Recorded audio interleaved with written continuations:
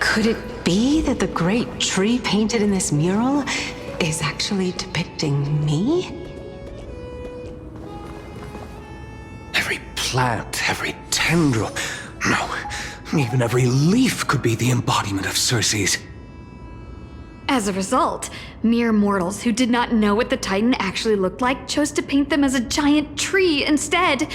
Their wisdom was portrayed as fruit, to symbolize how they shared their knowledge equally among the masses. Such exquisiteness indeed! This mural is quite abstract. I really can't tell whether you are praising or demeaning yourself. Now I'm quite curious whether the Reason Titan has studied figures of speech before. Of course I find such stylistic devices interesting. For all we know, this could be the answer to the question, what exactly are we? I, for one, am not willing to admit that I could look this ugly. Was this the reason why you failed in your attempt to refine my soul when you were ambushed at the Grove? Since you are aware of this, why did you save me back then? From my perspective, this point alone was enough to separate you from the average person. How do two lunatics coexist in the same brain? Therefore, it seems that your journey to Dawn-Cloud this time is not just to seek protection. What, then, is the intention behind your actions? The entire plan is stored in my memory, so why don't you look there? Then don't mind if I do. 1 year old, 2 years old.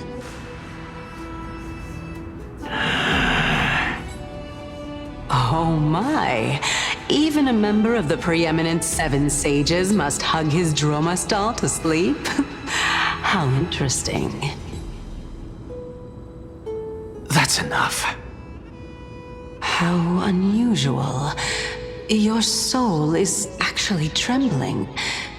This must mean that behind this toy hides a secret that nobody knows, right?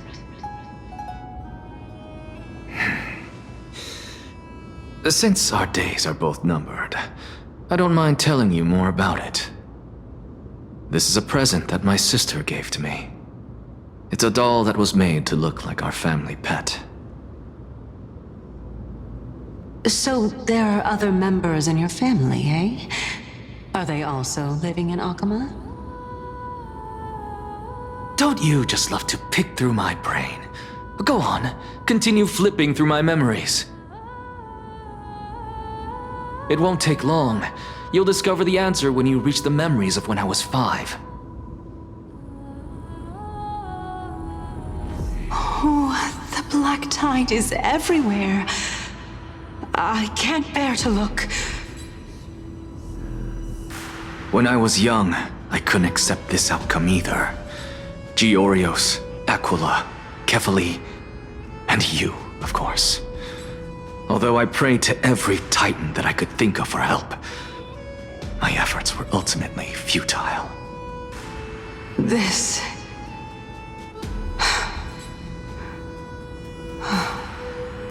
Could this be the inception of your research into alchemy? Indeed it was. Everything started from that verdant courtyard of yours. When I was pursuing my education there, I naturally also came to learn of Thalesis' theory as well.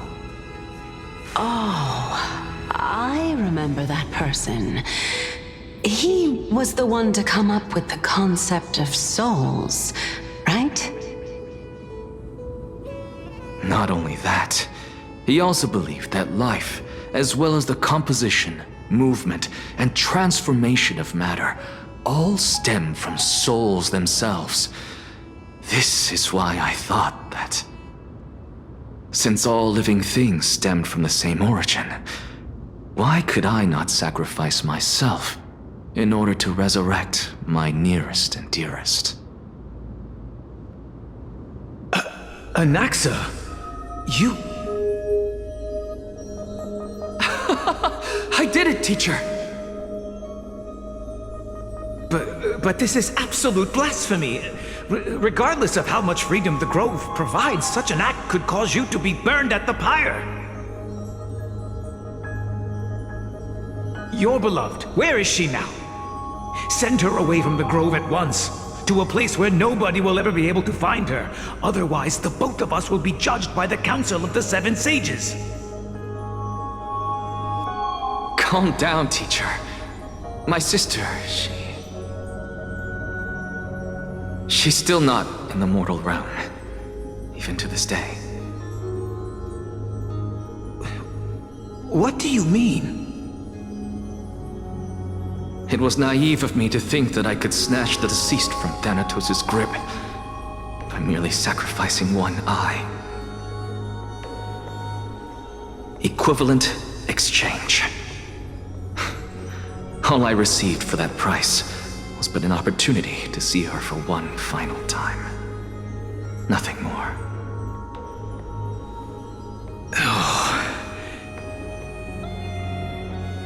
Let it go, Anaxa. As one of my best students, I cannot watch you go down the wrong path without doing anything to stop it. Never do something taboo ever again. Don't disappoint the deceased, and never harm yourself. If you can do that, this classroom will still be yours, and you'll have a chance to live out your own life. Since I was able to see her one last time, I have no other desires. You're right, teacher. It's time for me to start a new life. I am sincerely glad for you, child. Now then, what topic would you like to study? I wish to continue Thalesis' research. Continue the research into souls, but you know that the Grove has long since understood his philosophy like the back of their hands. Even if you continue digging into this subject, your efforts will likely be futile. No, teacher. After my fleeting glimpse of the deathly fog, I finally understood a single truth. Since ancient days, our understanding of the souls is but the tip of the iceberg. I may have lost an eye, but my view of the world has become clearer than ever. I have grasped the truth with my bare hands. Watch as I turn this farcical world upside down.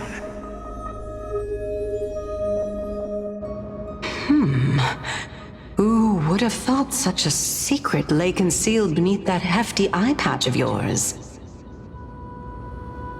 However, this story doesn't seem to be connected to your plan. In fact, I'd say that they aren't related at all. The answer lies within the tale. If even you cannot understand it, perhaps you should relinquish the divinity of reason to me. After all, it'd be a waste for you to hold on to it. My story ends here. Now it's time for you to tell me your secret. After all, this is what equivalent exchange means, correct? As expected, you laid a trap for me to step into. Unfortunately, even if I was willing to talk about my past, I may not know more about it than you do. Oh? Are you saying that the renowned Reason Titan is now admitting a lack of wisdom? Your followers are going to be sorely disappointed by this. Child of humanity, remember this. Being cognizant of one's ignorance is the greatest wisdom of all. Now I understand. No wonder you asked me to answer your random, nonsensical questions. Not only that, you're the only one who can shed light on my query. As the saying goes, onlookers see most clearly. Is that so? Lord Anaxa. I saw you muttering to yourself and was wondering whether you were caught in a delirium of reflective thought. I'm sorry to interrupt you, but time is of the essence. I have a message from Lord Lygus. Lady Kindness has met up with the Council of Elders and is awaiting your arrival, so please depart forthwith.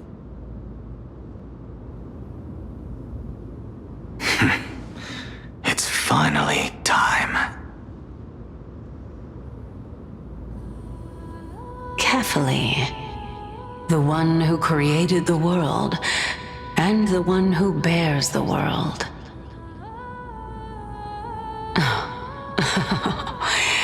If you truly have not met your end, how will you answer the challenges of those who defy you?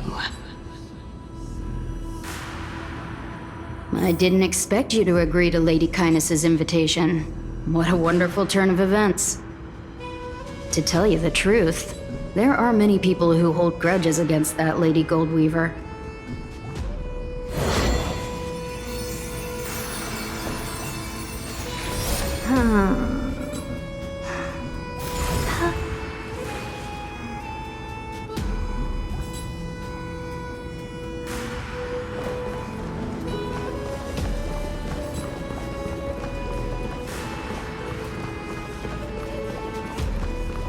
Isn't that the dromas draped in finery? Avoid his gaze. I don't acquaint myself with blasphemers. Don't worry. He's too full of pride to pay us any attention.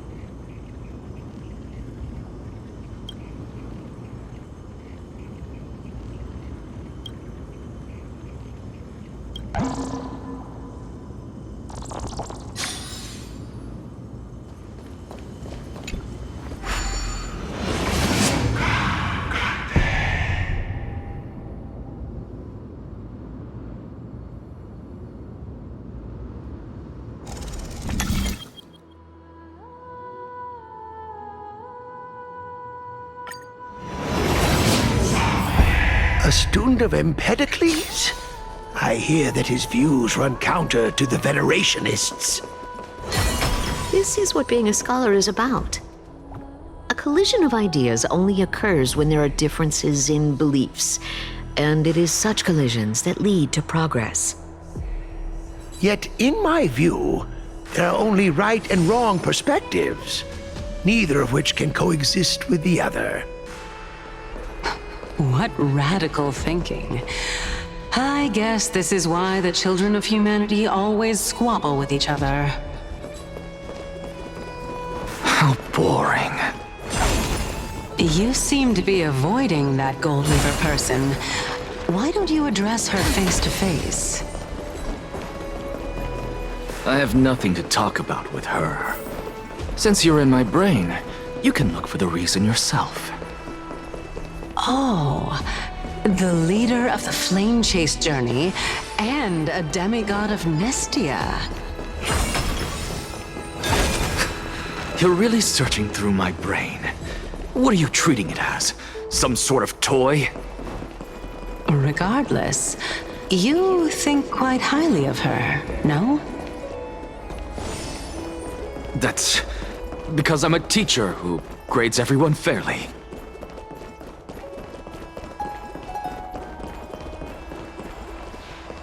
Lord Lygus and Lady Kindness are just ahead. I'll take my leave for now.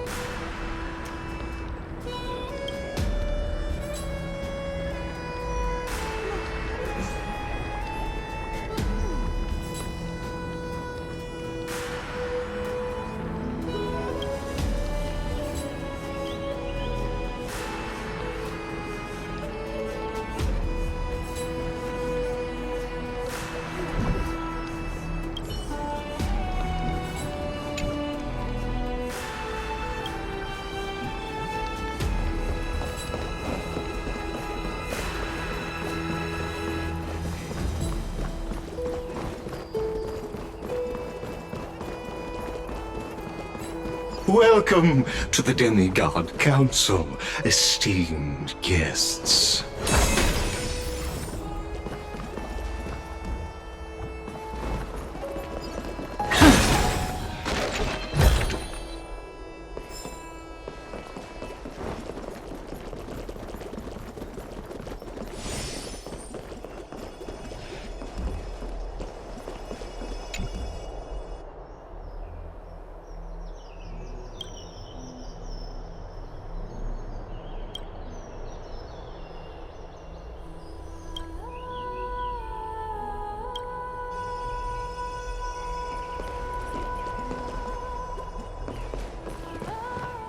Lord Anaxagoras, I've heard so much about you. Head of the Neusporists of the Grove of Epiphany, notorious blasphemer, a Chrysos heir who bears Circe's core flame, a survivor of the Grove calamity. Did I miss anything? Well, if so, please be so kind as to enlighten me. Since Lady Kindness is already well acquainted with me, I won't waste any effort introducing myself again. But then again, perhaps the customs are different here. Back in my hometown, there is a form of etiquette known as honoring guests. The host will welcome their guest with warm hospitality by treating them to fine wine and a cozy bed. And yet, ever since I arrived, I have not been welcomed with warm courtesy or ceremonial gifts. Instead, I am met with intense scrutiny. Even more absurd, the host has sharpened their blade and instructed their servants to lie in wait in the shadows. Perhaps you intend to cut open my heart, retrieve the core flame, and then hold a grand feast for all of the guests. Everyone, stand down. Thank you for understanding. I am but a feeble scholar who is not used to the stench of avarice and blood. No need to be humble, my lord. From my perspective, your courage and gumption are worthy of the reputation of the Seven Sages. Your bravery is more than adequate to accomplish our perilous endeavor. So, you wish to start a war? Well, since the Chrysos heirs are calling for war, we will respond in kind. Conflict is inevitable. Since Aglaya endeavors to suppress the virtuous commoners with blood of gold, we will not hesitate to display the rights and mettle the citizens of Akama are so entitled to. As to your question of whether peace is still a viable option, well, to that I can only say this. Everything hinges on the next citizens' assembly and whether they have a sudden epiphany amid the clamor of the masses. And since you, as a Chrysos heir, accepted our invitation, you have indeed given us a glimmer of hope. What brazen arrogance. What you're saying right now is worlds apart from what you were saying before you retired your cleaners. I don't deny it. After all, they're responsible for cleaning up any threats, and just a moment ago, you were on the side of the Chrysos heirs. But now that you're an ally of ours, we can continue talking somewhere else. As you know, these walls have ears. I was fortunate enough to have the opportunity to discuss a treatise about the Venerationists with your teacher, Empedocles. Yet, it seems you subscribe to the Nusporists instead, Lord Anaxa. I've heard that this school of thought is one with many detractors. It's normal for ideas to have supporters and dissenters, just like how there are two types of people in this world, geniuses and dimwits.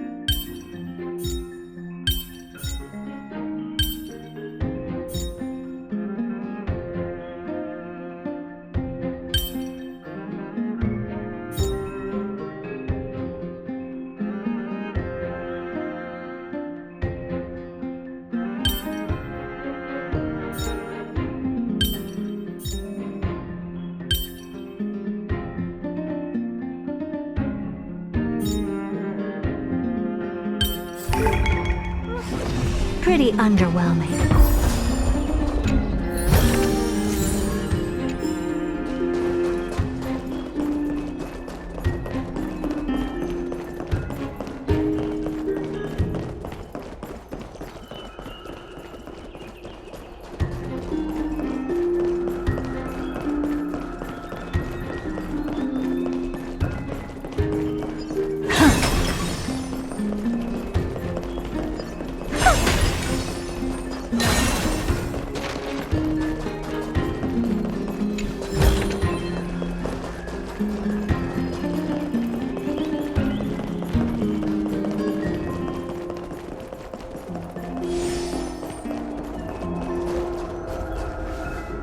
Welcome back to the hub of the Demigod Council, Lord Anaxagoras. Surely you remember that countless eloquent orators have stood in this spot before and emerged victorious by stoking public sentiment with their words. And yet there have also been innumerable blasphemous philosophers who set themselves up for failure because they refused to defend their actions. This tiny stage is the most profound embodiment of Akama in centuries. In 15 days, this site shall also become the most important, as well as the final turning point in Akama's history. May the both of us carry out our duties with honor and lead the masses back toward the Erechrysia, a golden age with no death, strife, or trickery. Oh my, 15 days and nights. That aligns perfectly with the date of your demise. Could such a coincidence truly exist? Using death to prove myself fits my intentions perfectly. What strong conviction you have, as expected of the hero who dared to stand up to the Gold Weaver. As expected, she misunderstands you. That's enough, Lady Kindness. Dispense with the niceties. I only accepted your invitation so that I can serve the commoners alongside the members of the Council of Elders. Don't test my patience with such superfluous formalities. Well, you say that now, but surely you also require my aid as well, so that you can stay alive even when being pursued by the Golden Thread? You worry too much.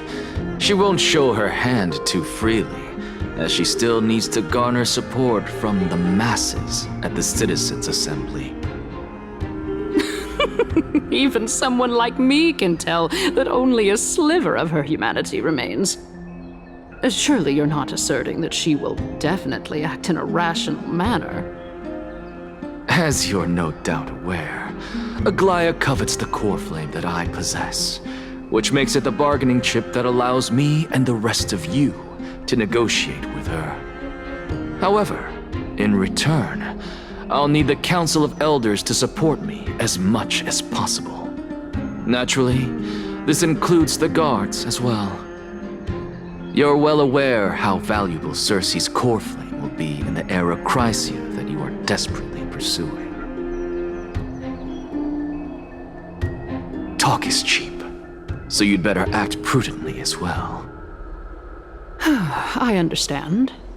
After all, this battle of wits is just a means for each party to acquire what they need. As long as your request is reasonable, the Council of Elders never shortchanges its allies. Since we're both intent on mutual cooperation, let's not mince words and just speak plainly to each other. Let us decide how much we can secure for ourselves and how much we're willing to sacrifice, like true philosophers, with our words and wisdom.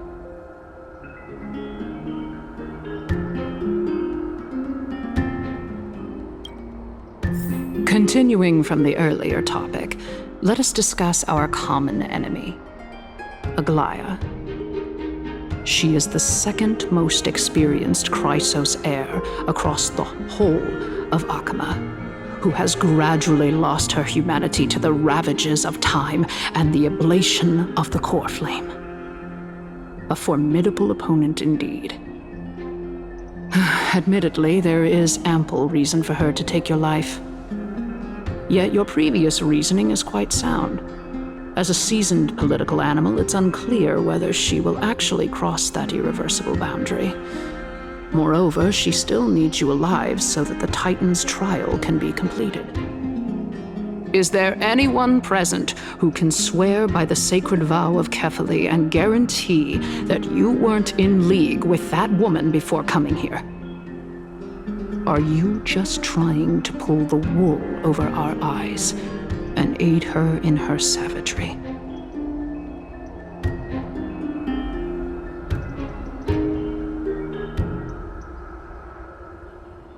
If Aglaya required a suitably intelligent Chrysos heir, then I'm the best fit for her needs. However, it's quite evident that she has no need for a Chrysos heir who could break free of her control at any time. Since I believe in neither Titans nor the prophecy, there's no way that I would willingly walk on the path that she extols. Given how rigorously she enforces her principles, how would she ever accept a heretic such as me? I understand what you mean. At the very least, the both of us agree that this tyrant who wallows in extravagance and greed is the greatest threat to achieving peace in Akama. The Council of Elders is willing to defend your right to live, just as we defend every oppressed citizen. However, I regret to say that sentiments in favor of the Chrysos heirs and Aglaya are only growing in magnitude. The peace that we are aspiring toward, as well as everything that we hold dear, will be destroyed completely. The city will be burned to ashes, and the citizens' blood will be shed. Tell me, what are you willing to do for our esteemed citizens so that they can vanquish the enemies of our fine city?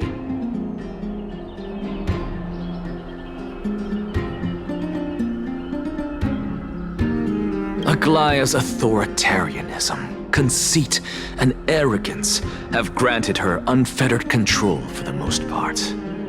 Yet these traits are also her greatest weakness.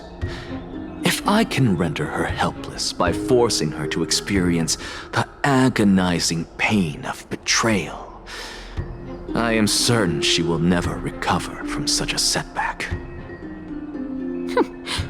Surely you don't believe that such a tiny betrayal will be enough to push her to her wit's end. What's more, there are many who remain silent, merely watching to see how much chaos I can unleash. Not to mention, you know full well that the Chrysos heirs have never been a united front. In the name of Kefali, Akama thanks you for your sincere and valuable thoughts. At this stage, it's clear that you and I understand the benefits to be won from this discussion. Let me put it plainly. The Council of Elders has always been renowned for its fairness, and that fairness is built on a foundation of sincerity. The Council of Elders has vowed to all citizens of Akaba that it will always remain loyal to them. As for you, my lord, how will you guarantee that you will be able to live up to such earnestness and will not betray Akama's indomitable citizens when the opportunity presents itself? Just as you now betray Aglaya when it suits you.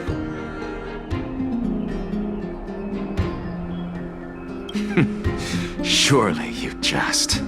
My loyalty does not need to be proven.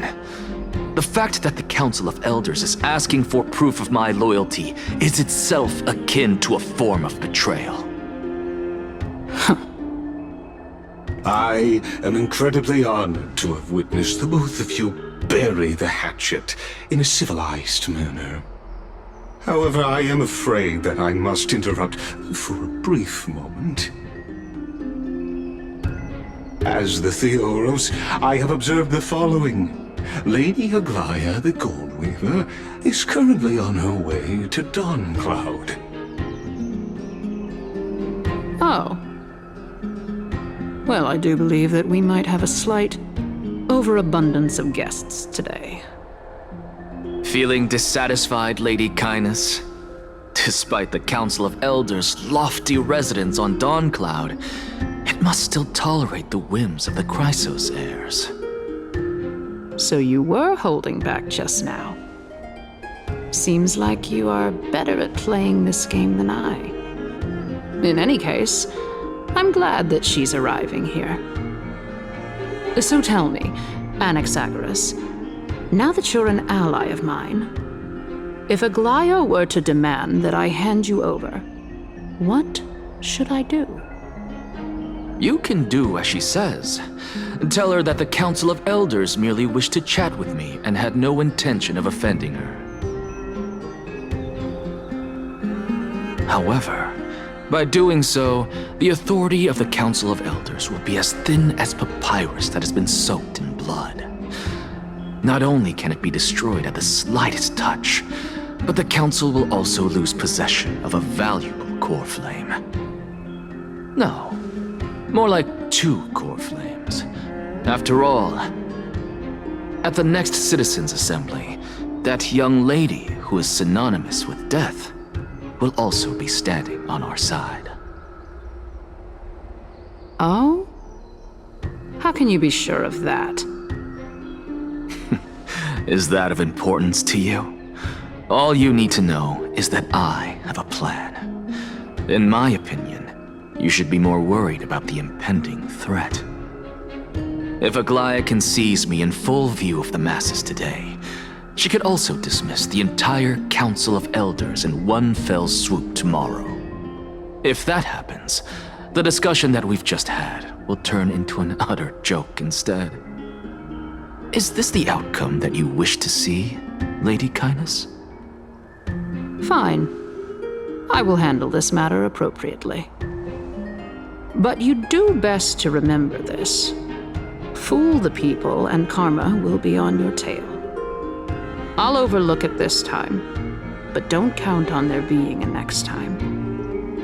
Unless, of course, you crave cruel punishment and consider suffering the perfect state to ponder the true nature of souls.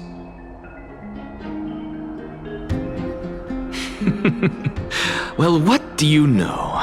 That happens to be one of my rare talents. We shall see then.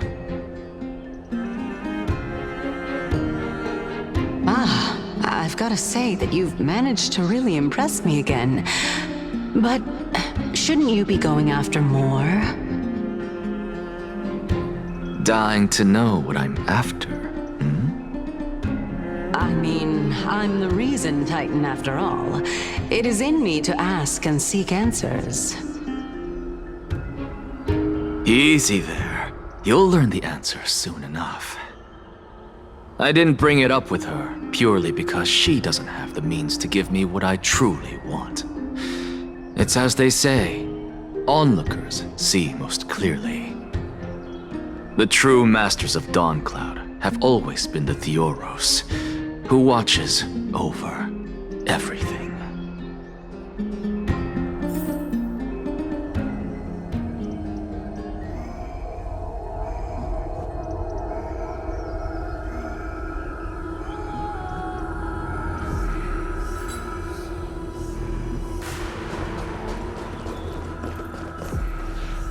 An expected visitor.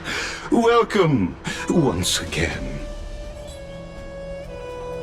You know, you could actually skip all the pointless debate and come straight to me to seek an audience with Kefali. I have no reason to refuse you, do I?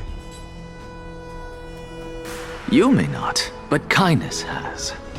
Whoever gets hold of Kefali's core flame will get to rule over Akama. She's wary of me, so naturally I had to gain her trust. I would say that debate was not at all pointless. Very true. In my view, this individual has gone to great lengths to get close to Kefali. He might very well be plotting something nefarious against the Titan. Are you still willing to let him pass, knowing this? Yes, very much so. All living creations are always free to visit Kefali's transcendent vessel. This comes with being the World-Bearer. How convenient it is to be able to hear what they say. It is truly my honor to speak to a venerated Titan in person. Please, go ahead. Let me join you both on this journey. Oh, a bygone myth tells of an occasion where Kefali once answered their followers' questions on the peak of the Holy Mountain. Their followers have since believed that scaling this Titan cliff is one way of being with the god. Hear that? It's not every day that you get to climb a mountain with Circes. You should sing me a hymn of praise. Titan hymns are beyond me.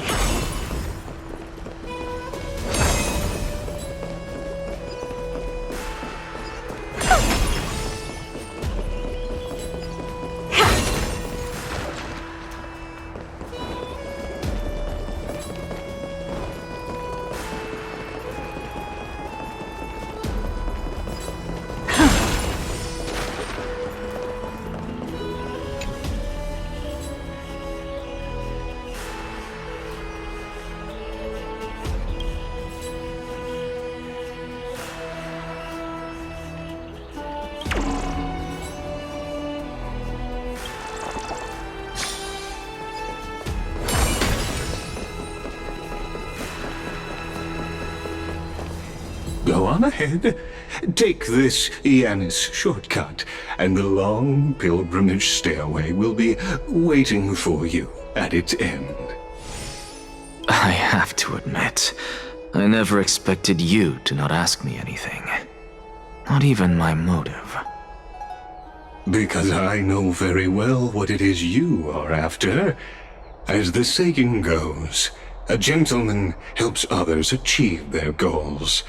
I have a feeling that your theory will be validated at the end of this journey. I believe Kefali will not deprive you of your right to ask your question, especially now that you're on the brink of death. You must be closer to Kefali than anyone else. Wouldn't you agree? I hope things go as you say, then. Putting a child of justice into a farcical world is bound to turn it upside down. It is my hope that you bring a much-needed change to this world which is on the brink of destruction.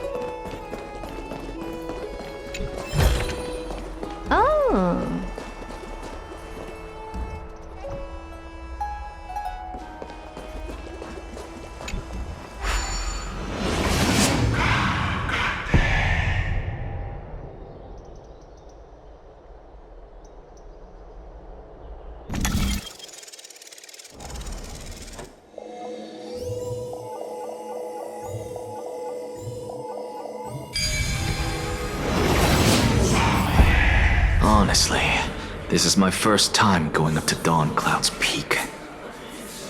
What a splendid view. Isn't it about time you recognize the magnificence of us Titans? Well, I don't see how this place is different from those temples in the city. All they have are magnificent facades. And even though I've come this far, I'm still doubtful about getting useful clues from him. I must be getting ahead of myself to be expecting to hear something nice from you. Oh?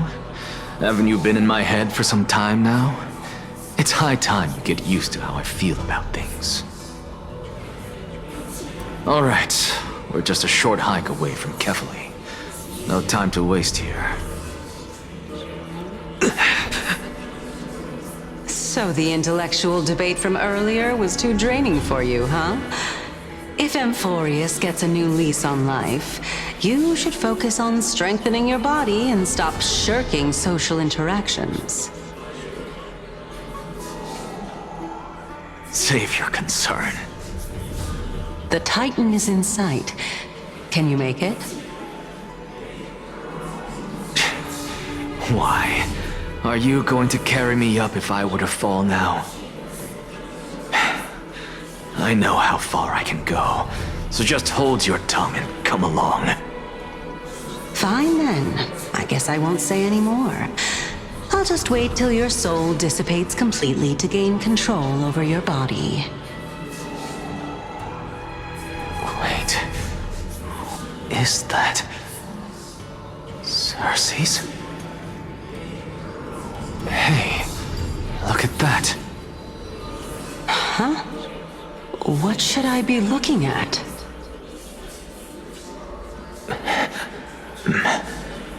Am I hallucinating?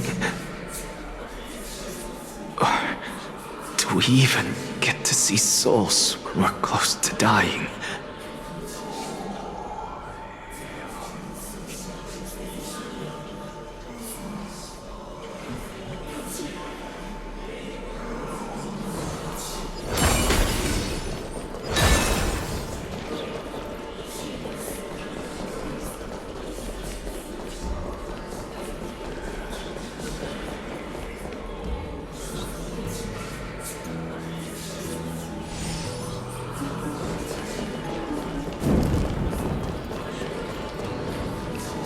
Oh? Why didn't you bring your favorite spear with you on this trip, Nias? Nias. I know I've heard this name somewhere. It's unfortunate. The Black Tide destroyed every last inch of my calyx. How could that be? Even a creation of Georios, from their prized ores and molten fire, couldn't escape the fate of destruction? Hey, Cersei's. Do you know a certain Nias? Nias? No, not that I remember. How did you even think up such a strange name? I just saw him. Nias. A warrior-like figure who was just chatting with you here. No, I have no such memory.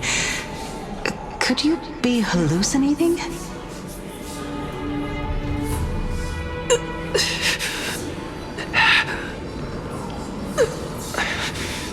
This is a departed spirit?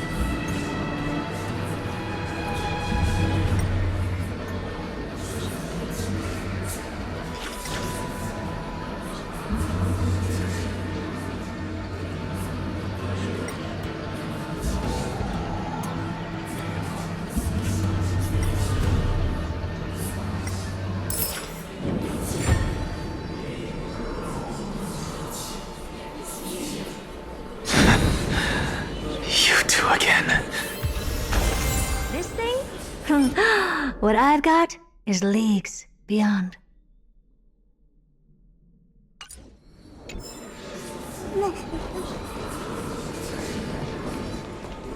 Enough about me.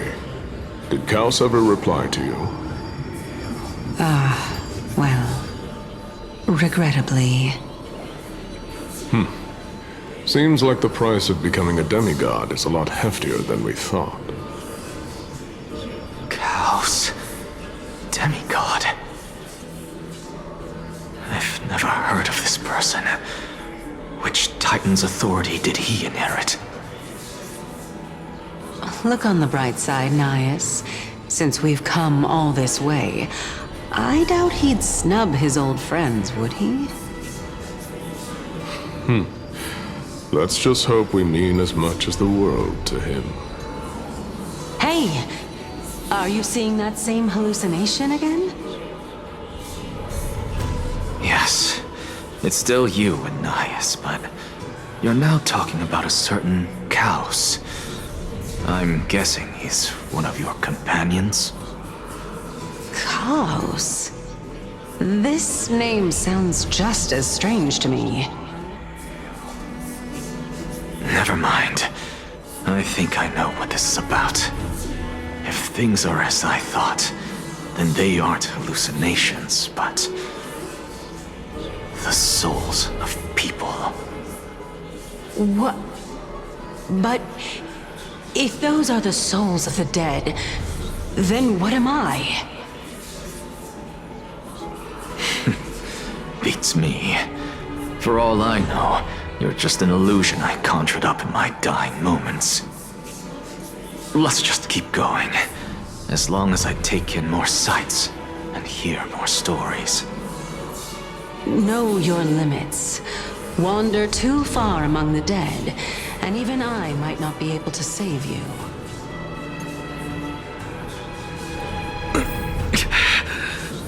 I'm fine. If this is indeed as I thought, then this would be very amusing.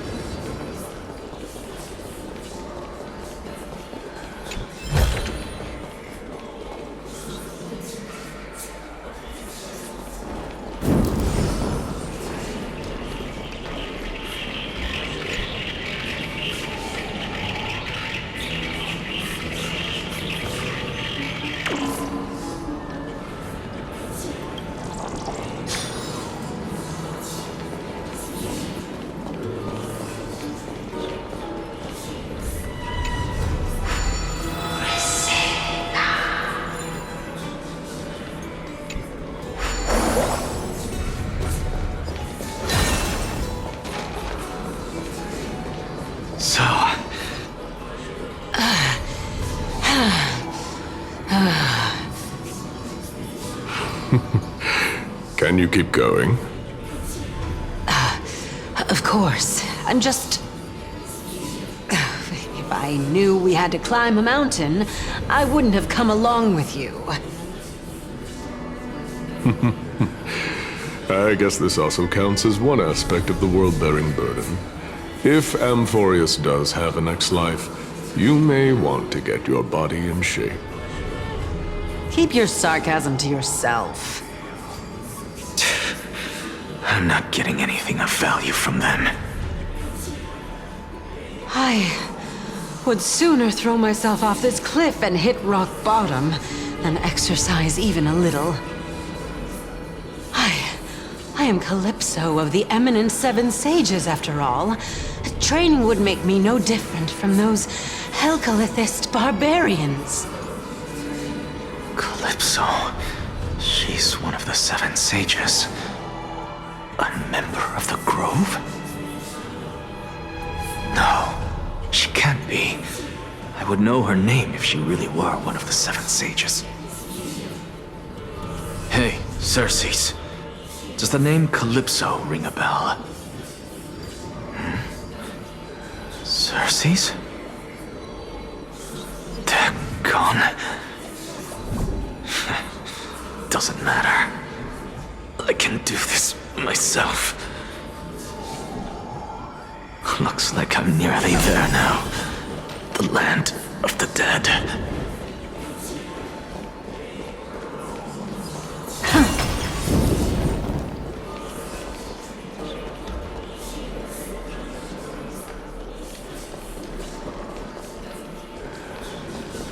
Oh, beautiful old world. Where are you now? Oh, legendary era Chrysia, return to the mortal realm. Splendid gods once walked the paths we walk. Alas, all that's left of that warmth is a hazy mirage. Why are you chanting that too?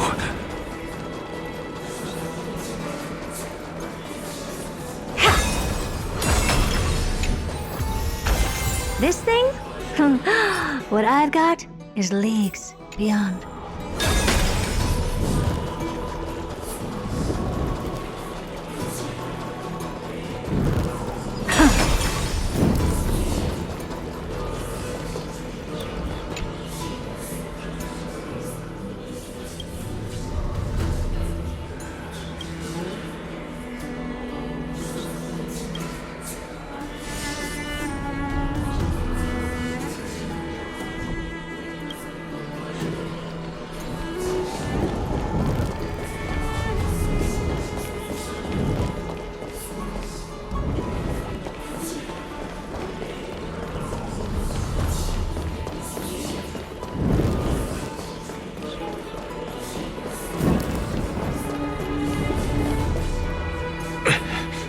We're here. Finally. So, I don't get to ask the Titan my question, but all of you make for a pleasant surprise, nonetheless. Very well then. Let me uncover the truth for myself.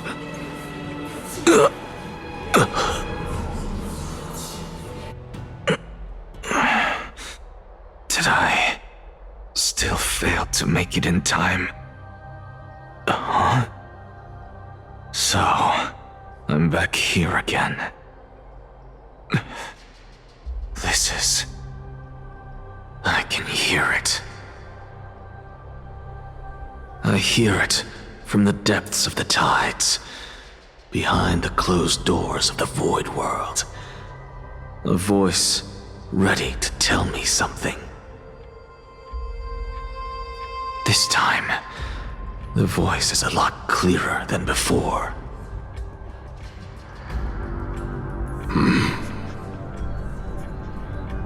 Since we've come this far, let's just wait.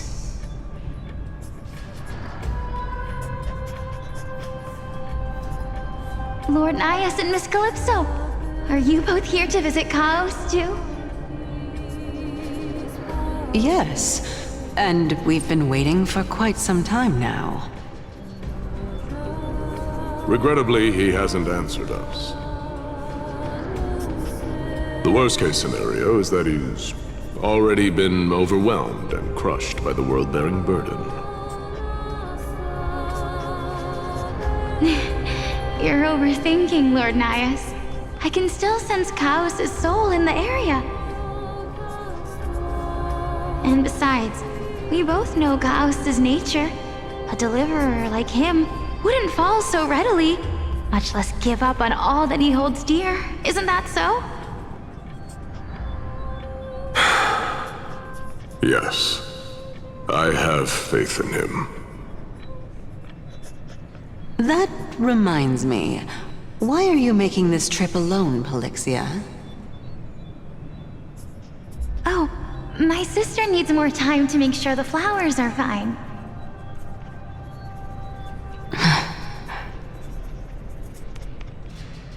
Such a pity. Both of you have hearts kinder than anyone else. Yet you are born only to take over Thanatos' divinity. Everything that I see and hear this time has left me shaken to the core. What may seem like a mundane conversation is in truth a once-in-a-lifetime exchange that has revealed the ultimate answer to Cersei's question. The conjecture has taken shape and must now be solidified into a theorem. Next, I only need to seek verification from Kefali. By doing so, I can answer Cersei's question and reclaim my body. But no, I will not do that. That isn't important. Because another one of my conjectures, one that I have always dreamed of proving, has been proved right this very instant. Fusing a mortal soul with that of a Titan to replace said Titan is not a ludicrous idea after all.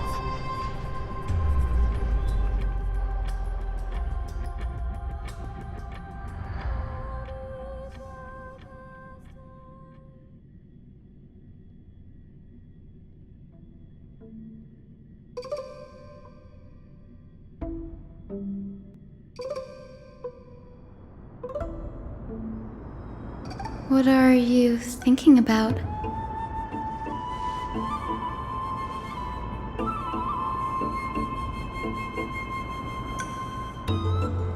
Is that so? You don't look the slightest bit amazed, though. Plus, you seem to be strangely familiar with the city around the Great Tree.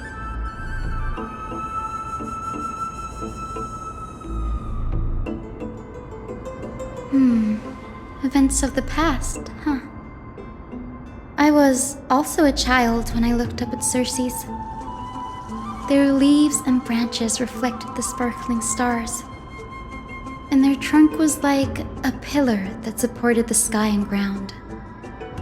I stood at this very spot back then, imagining the day when I could climb to the top of this tree, because I would be the closest I can be to the sky at that spot.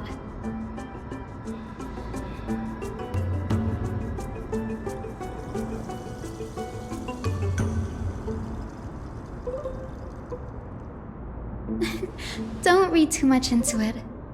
I mean, can mortals even hope to reach Aquala's realm? They're a strict and draconian god, nothing like Cersei's. Reason is willing to share what is theirs with others, but Sky only expects people to revere them. You get what I'm saying, right, Denny? After all, the Titan that imprisoned you and Grey here in Amphorius is none other than Aquila themselves.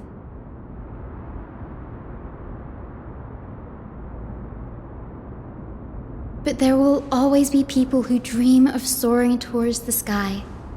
The Grove has a wealth of research on Aquila, and that is exactly what we are here for. It's just, I never thought Grey would meet with something like that before we set off. As a physician, I should have been there by his side.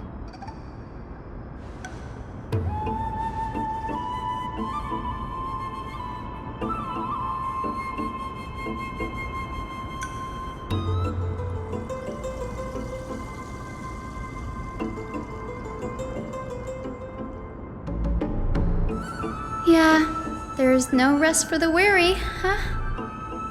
In any case, what we're looking for could be anywhere in this enormous grove. Let's split up to cover more ground.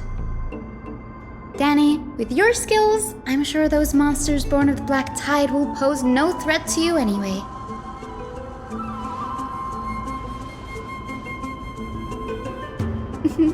Have you forgotten that you're talking to the chief physician of the Twilight Courtyard? Have more faith in me. I'll be just fine.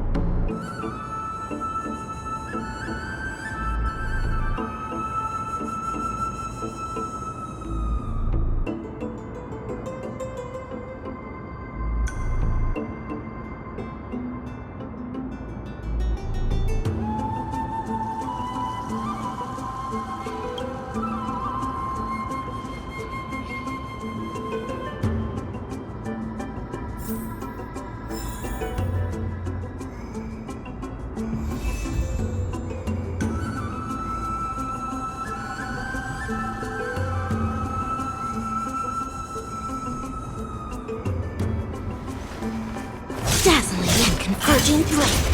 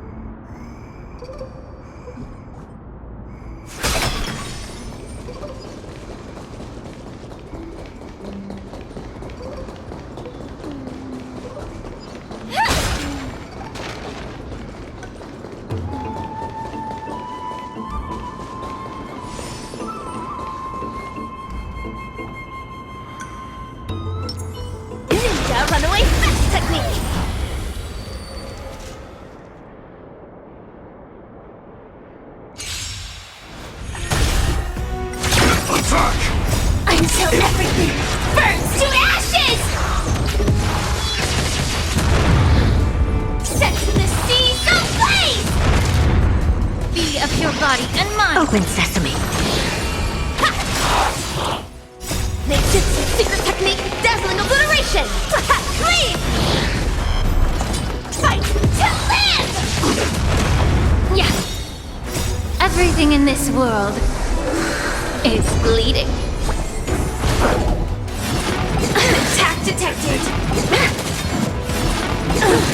Expand your thinking. Endless riddles. Nothing but a void. Open sesame. Watch a crumb fall. I will remember your last words. Farewell.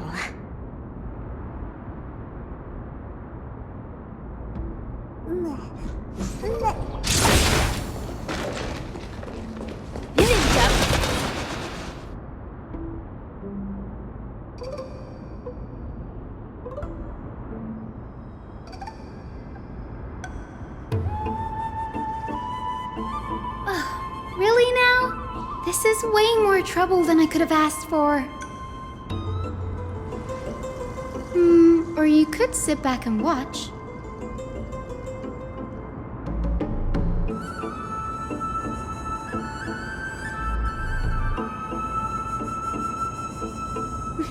I'm kidding, Danny. Lend me a hand, pretty please. All right, now let's get him.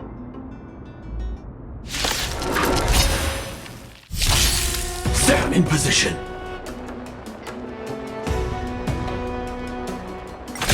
Detonate! Until everything burns to ashes! Fight to live! Time to cleanse the filling. Expand your thinking.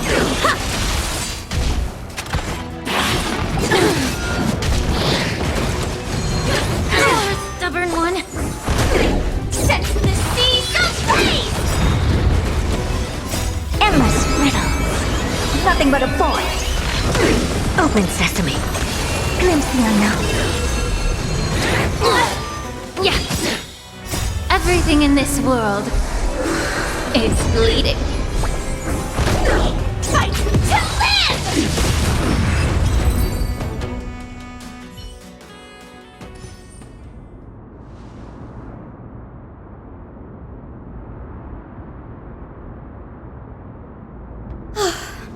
The Black Tide is remarkably quick to detect the light of Emphorius. So or rather, the blessings of the Sky Priest in me, might have unknowingly called them to me. Anyway, never mind that for now. Here, you might want to have a look at this. I found it around here and thought it might be of interest to you.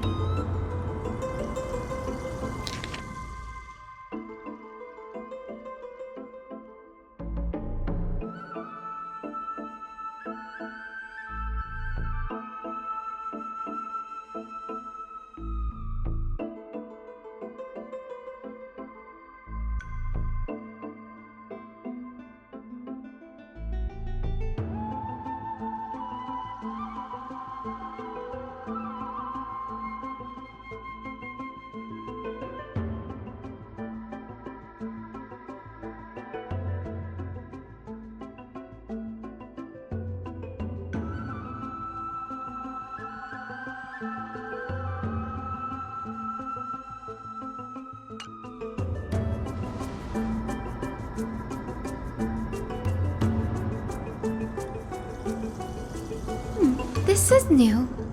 I didn't know Professor Anaxa was researching the sky.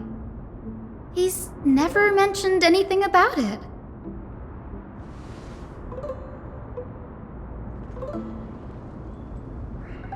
Might is an understatement.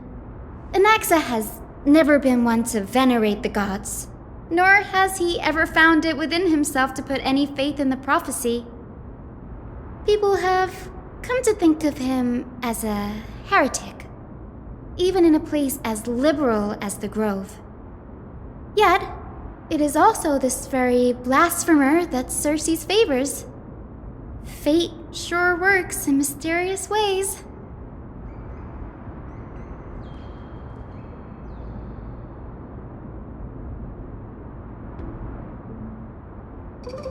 Oh, let me have a look.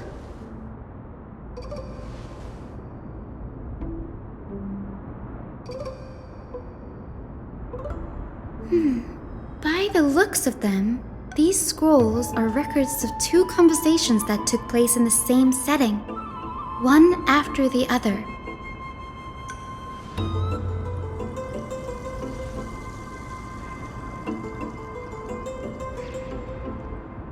Sure, go ahead.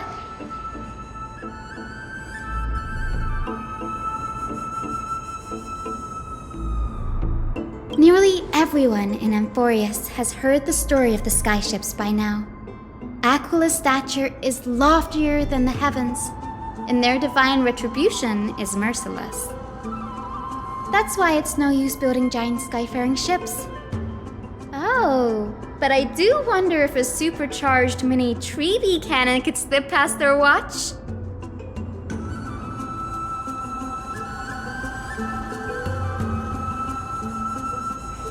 The Grove of Epiphany is home to 7 schools of thought.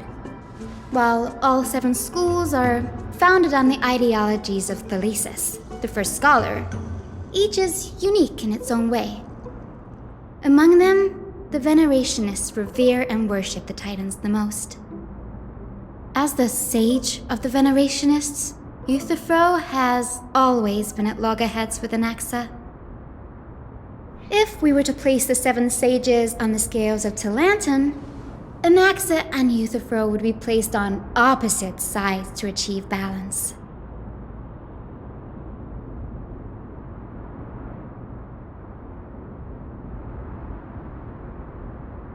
Newsporists primarily study the application of alchemy in soul repair.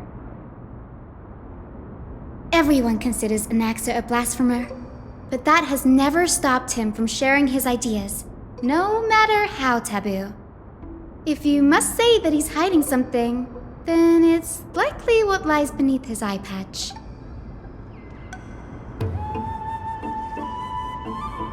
Anaxa often says that every failure brings us one step closer to the truth. Perhaps, to him, the crash of the skyship carries a different interpretation. The firmament is not impenetrable.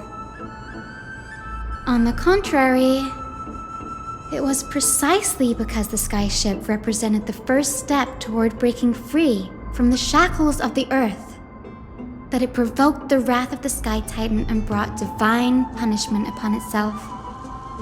It's a shame that the majority of the Grove's research on Aquila was headed by the Venerationists, with sacrificial rituals making up a predominant part of their findings. Discourse about more esoteric subject matters in relation to Aquila dwindled even further after the skyship incident. So much so that even this scroll is completely new to me.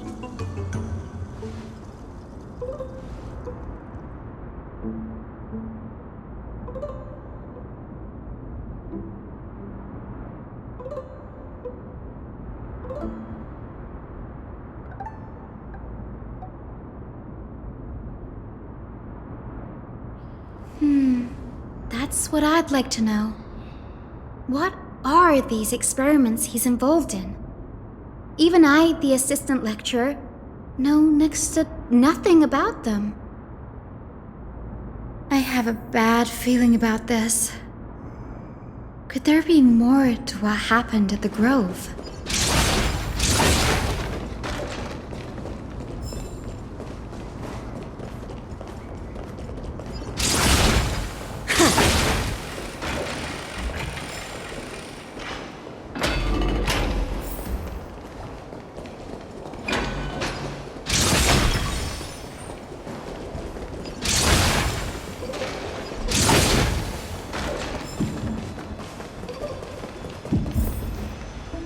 This is the Library of Philia, a place where the Grove stores its collection of tomes. Other than books written by the 7 schools, You can also find philosophical texts, ballads, and religious writings from the Outlands here. Cities that desire to learn from the Grove were apparently expected to contribute knowledge of equal value to what they sought. We've had more than our fair share of hilarious episodes over the years. For instance, it's said that the Erythro-Keramists once borrowed a manuscript from a certain author, but ended up returning a copy instead of the original. What's more, the original manuscript was supposedly then hidden here.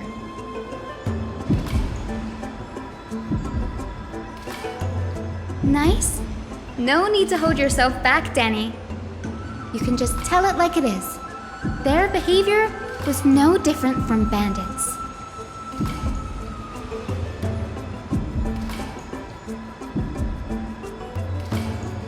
Whew, you've got me there. Some said you couldn't even find a dictionary in Castrum Kremnos, so I guess they were spared. There are too many books in the Library of Philia. Flipping through them all will take too long. Why don't we use the Biblioslate to search for the texts we need? We can bring them back to Akama for reading after that.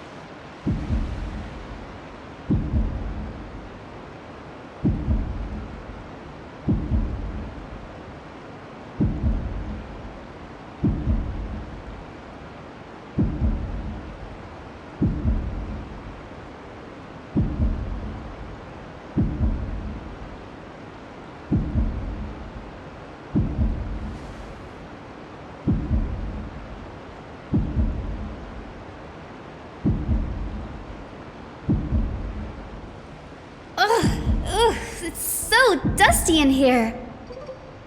Whoa. Are these all complaints about him? I can already see what they must have written.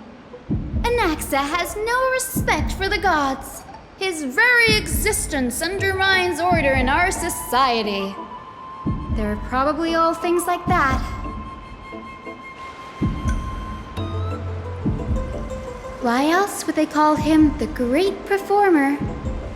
When Anaxer established his school of thought, the first thing he apparently did was read his own work to everyone. Are the Titans truly an accurate reflection of what humans think gods should be?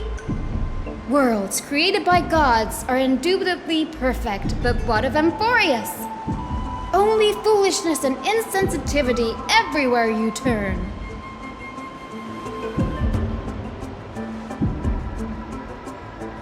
They marched him straight to the seat of judgment before he could finish. Though what he took on in the end was more of a debate than an actual trial. He had to address every one of the scholar's allegations, or face expulsion from the Grove. first allegation was... Do you agree that since the Titans created the heavens and earth, so the mountains, rivers, and seas must likewise be their creations?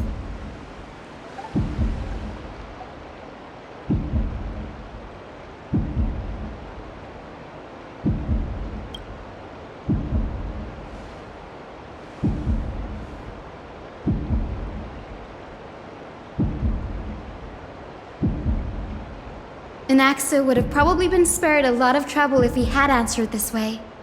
Instead, he quoted past instances of the Flame Chase journey and posited that humans have the potential to take over the divinity of Titans. Needless to say, his critics didn't take kindly to his answer, so they followed up with a second allegation. You claim to be studying souls, yet you are, in fact, defiling them and committing acts condemned by the gods. Do you admit it?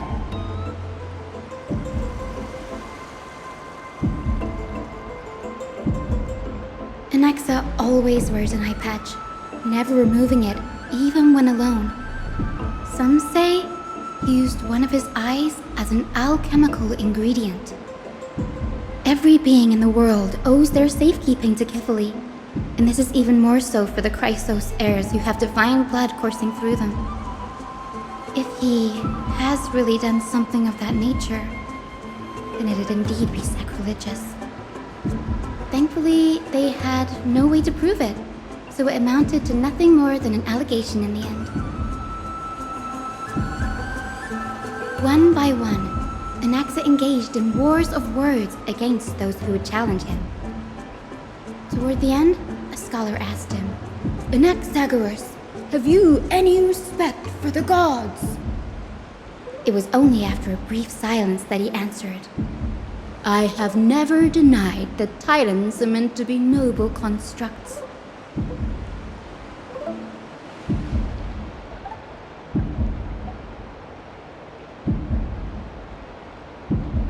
Yes, I'm not sure how that controversy was eventually resolved, but what's for certain at least is that Anaxa was allowed to stay in the grove where he continued his research, despite being regarded as a heretic. By the way, this stack of complaint letters has reminded me of a place in the grove. We may find clues there that aren't on the teleslate. I'm talking about Anaxa's alchemy lab, hidden between the cornerstones.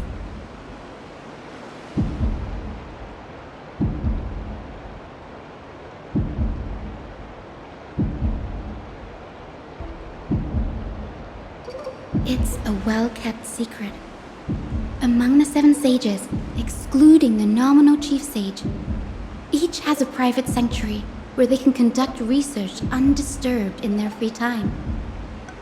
Even the administrators of the Library of Philia are restricted from accessing those places and documenting the sage's research. But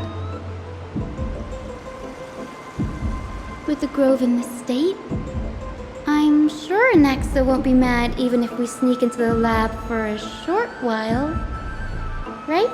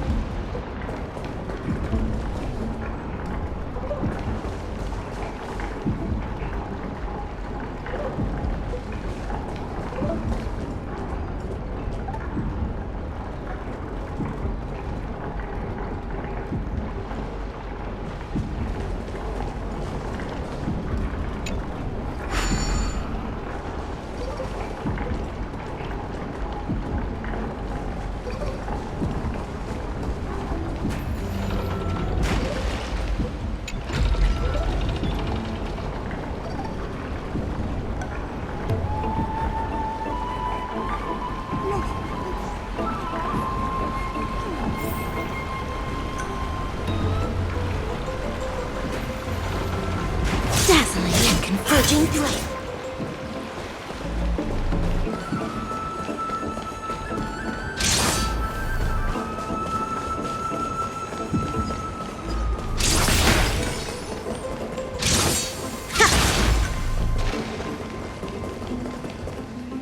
This is the place, but where is everything? Materials for alchemical experiments, matrix diagrams, and even the seal to the lab. They're all gone. Did the black tide destroy it all?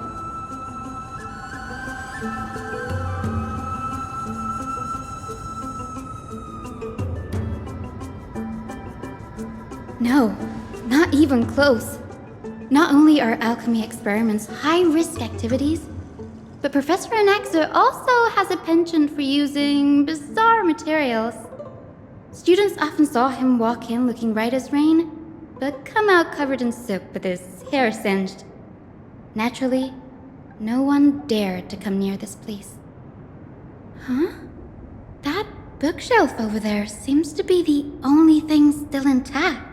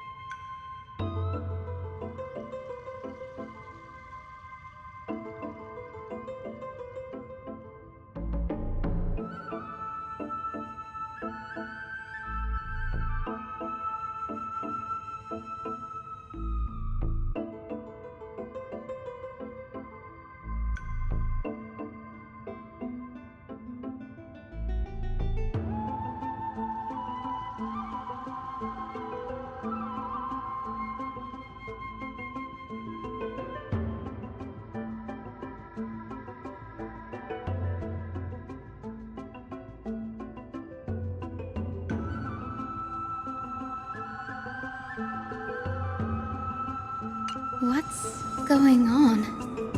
Anaxa is conducting research on our friends in Alchema and... me?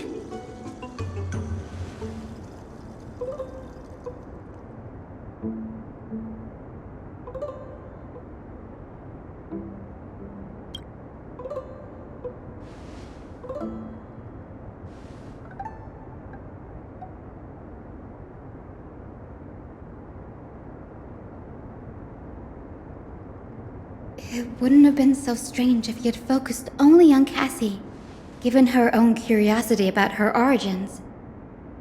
Plus, considering that the Newsporists have crafted omnipotent medicines capable of curing diseases, it also makes sense that he would conduct research on immortal Chrysos heirs.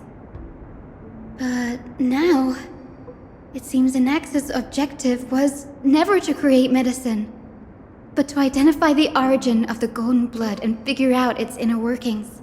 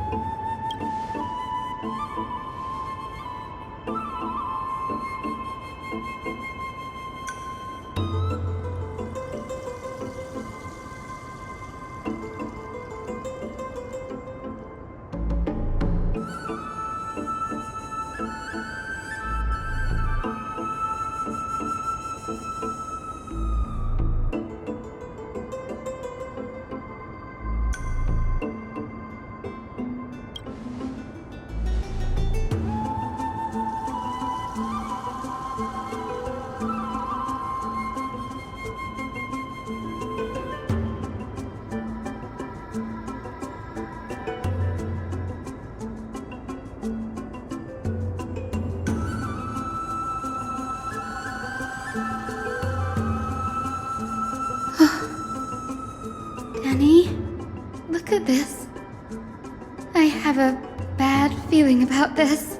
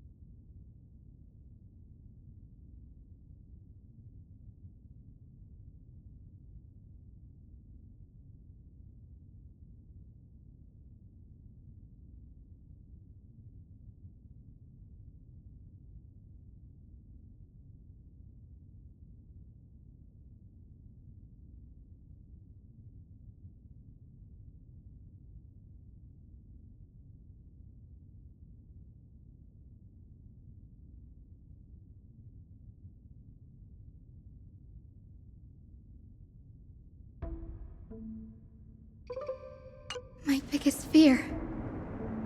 It's come true. After going through his notes, I think I can piece it all together now. Anaxa was carrying out experiments on soul transmutation.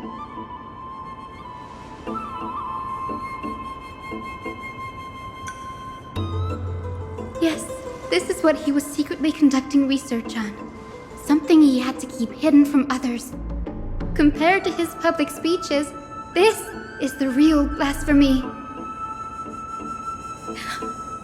Oh, I just thought of something.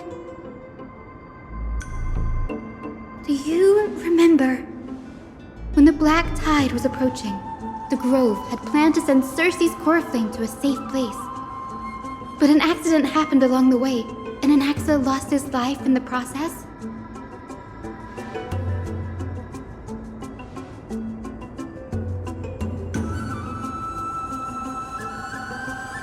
That's right. But what if Professor Anaxa's fusion with the core flame of reason wasn't an accident? Put yourself in his shoes. Knowing that the black tide was closing in and your time was running out, what would you have done?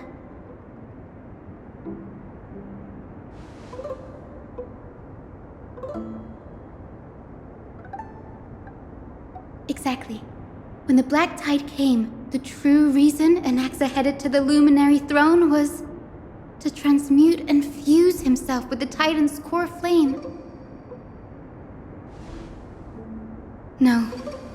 Judging from how he reacted after the event, the results came as a surprise. Maybe he failed to consider the possibility that Circe's would make a similar decision. The manuscripts detailing all the alchemical formulae have been taken away. His research is still ongoing.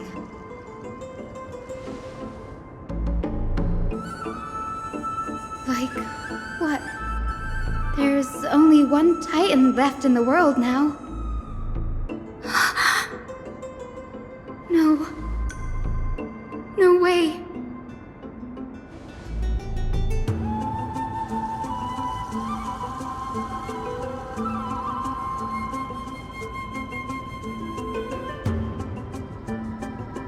He's after Kefali. Sir, this sky above us, it's not real, is it? Of course not. This is just an image from a projection device used for educational purposes. A simple trick. The day-night cycle has been lost to this world.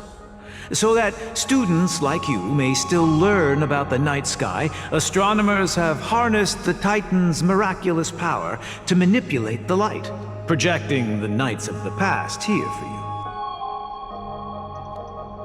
Much like how the sky above the Holy City is also illuminated by Kefali's dawn device. So, the skies of Akama are fake too. You mustn't conclude that, Anaxa. You should know that only a child would expose a trick and be proud of it. Often people know more than they let on. They simply choose to feign ignorance because they have no other choice. Then they're just deluding themselves. People believe in Kefali's tale of Genesis, accepting wholesale whatever the priests preach. But we're different. We've already walked out of the firelit cave of ignorance. We have already realized that we live in a world where Titans make the rules. Even when we look at the sky, we're only seeing what they allow us to see. Rather than gazing at this mockery of a night sky fabricated by them for the rest of my life, why shouldn't I be the one to take control of the projection device instead? So much time has passed since you sowed the seeds of doubt in my heart, child. Many a night, I find myself penning down all my theories and wild ideas, only to burn them to ashes when I open my eyes in the day. Why? Because we'll face death by burning if word gets out? As a sage of the Venerationists, my soul has already become inextricably linked to the great tree. Every word I say and every move I make is certain to influence every leaf, every branch, even the tree itself. But above all else, my days are numbered. Instinctively, I have my doubts about the golden blood and the human soul, yet I have no means of verifying them. The golden blood in my veins is woefully thin, and I am loath to waste what little time I have left obsessing over a hypothesis that cannot even be proven in the first place. But I can, sir. I can do it for us. The time is right. Give me all that I need, and I shall accomplish this grand feat on your behalf.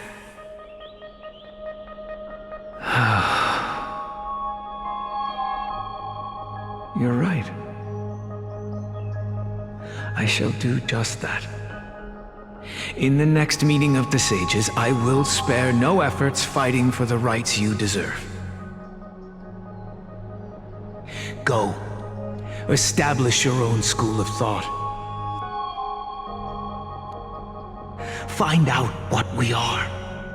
Become the one who conquers the ultimate truths of the world. Child of humanity. You didn't go to such lengths for an audience with Kefali.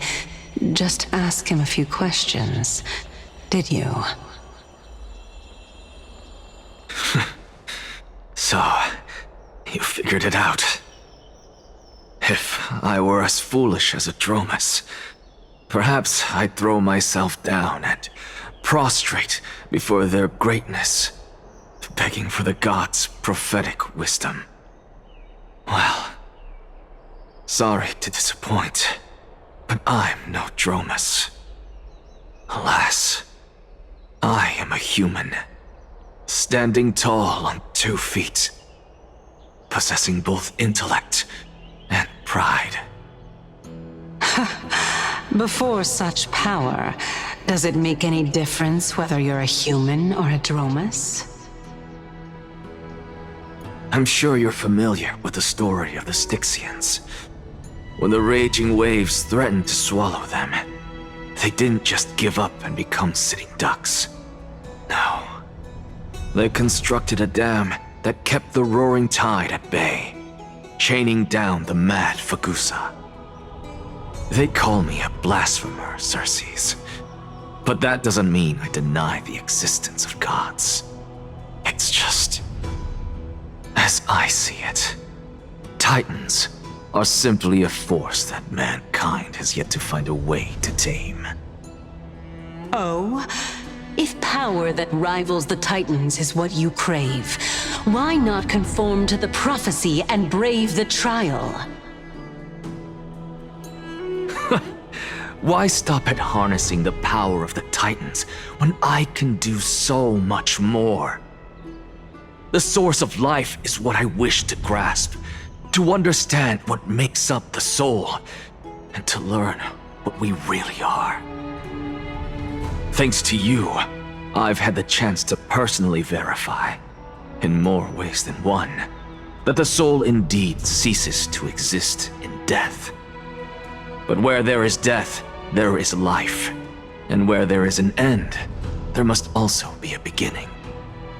How then is a soul born? That was the only unknown variable left in my calculations.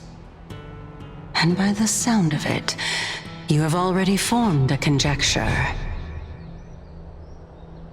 No, I have already drawn a conclusion. In my journey unto death just now, I finally saw the answer with my own eyes. Professor Anaxa, I'm here. Her life hangs by a thread. I must ask you to refrain from taking any unnecessary steps. Of course. I'll bring this to a conclusive end, and give you the answer you so desire. However, in accordance with the principle of equivalent exchange, I must also demand from you what I need. As you wish. Don't you care to know what the price might be? It's a matter of uncovering the truth about the Death Titan and her survival. This may be the only time I can ever save someone's life. There is no need for me to think twice. I see. In that case, let the show begin. Indulge me.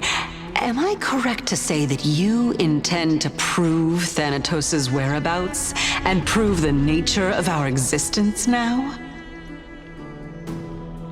Before I begin, I must confess I had been stuck in a cognitive trap all this time. As unrelated as these two propositions may seem at first glance, they are in fact logical equivalents. They are merely two different ways of telling us about what the soul is at its core. The reason I say this is as I've mentioned earlier. The answer was hidden in my journey unto death. Anaxa, you were in the Netherrealm? Yes, I am but a living dead man now, but that's not important. What truly matters is, I overheard a conversation between heroes. That's not all. Remember how I said you were a part of that conversation too, Circes? And I've told you that I have no recollection of such an event. That was likely just an illusion conjured up by the mind of a dying man. Of course you would remember. Because that wasn't you. That was Calypso, one of the 7 sages of the Grove. Calypso? Huh? Oh, that's the name I made up on a whim when speaking to this girl. How do you know of it? And surely you jest. Don't you think I, of all people, would know if that were the name of one of the 7 sages under the shade of my tree? Don't you claim to know the Grove's past like the back of your hand? It seems you've lost even the memories seared into your soul. Use your head, Circes. Since all of this took place in the realm of the dead, it stands to reason their likenesses are of souls from the past. The living cannot step foot into that world, so who could they be? Think about Calypso, Why does she share your likeness, yet you have no idea who she is? The answer is evident, is it not? Those fallen heroes are the mortal incarnations of the Titans before their ascensions to godhood. The gods aren't master creators born out of thin air, and they are no different from humans, because they all evolved from one.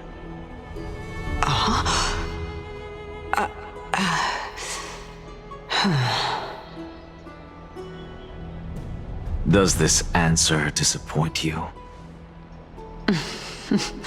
Yes, because you've answered nothing. If I truly was once human, as you claim, then where do the children of humanity come from? Even on the off chance that you speak the truth, this brings us no closer to grasping Thanatos' whereabouts. How are we to find them? I knew you would say that. But it matters not. I know what I'm doing. Actually, why don't we have this supreme being standing before us tell us everything? You can revive a Titan? Humans cannot return from the dead. Neither can gods. But all we need to do is look at this from a different perspective, and the problem will resolve itself. The solution is simple. Just like what you did to me. If I'm reborn as Kefali, I can rebuild the world and all within it as they once did. Simple, is it not?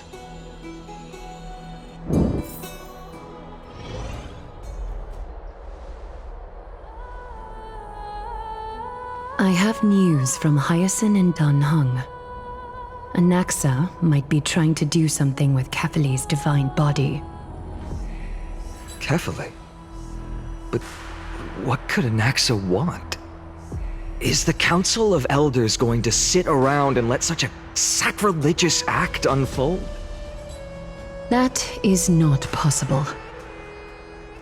He is indeed the great performer, capable of fooling anyone and everyone with his tricks. I'm sorry. No need for guilt, for this is good news to us.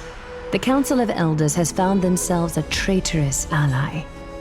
Anaxa's ambitious desires will be something we can exploit. What we should be doing now is to keep our eyes peeled for whichever trickery Kynus is up to, and react accordingly to thwart her plans. Being Akima's political center, the Demigod Council holds just as much significance as the Vortex of Genesis. Someday, after my duty is over, this site will take the place of the battlefield where you hunt gods, become the next challenge you ought to overcome. Till then, it's best to get used to this place as soon as possible.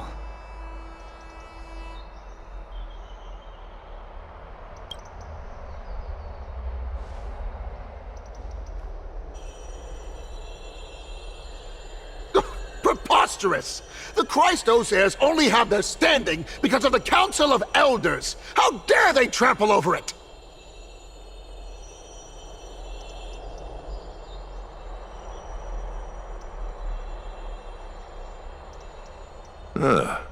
It's been a while.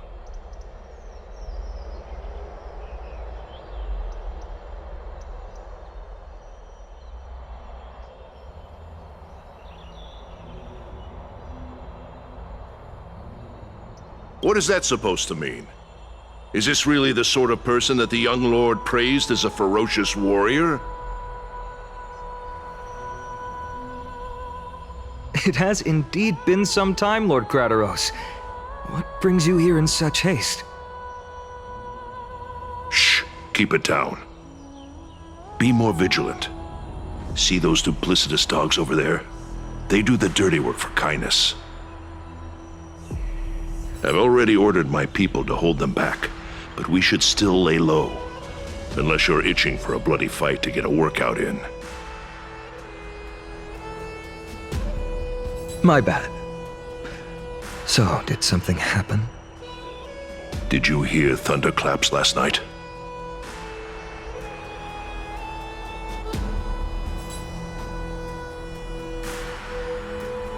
Hacker, what?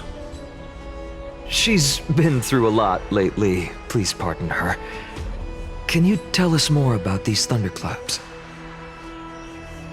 Thunderclaps are beacon signals of strife. They are a message from the young lord. He threw a spear bearing several words at Akama. Watch out. The Flame Reaver is back. I guessed as much. We didn't actually kill them back at the Kremnos Arena. I figured this is something you would want to know. We Kremnoans never back down from a fight. So if you plan to take that thing down in a battle, reach out to me anytime. You have my gratitude. I will let Aglaya know about this right away. Remind her to be on her toes while you're at it. That vicious kindness has been unusually active lately. Those lackeys she keeps under cover have been going in and out of the city a lot more frequently these days. Some even seem to be getting Kremnoans to defect to the Council. Get off the stairs! Get out! How dare you! Don't place that! That's her. Looks like you can see it for yourself. We should get back. Thank you for the intel, Lord Krateros.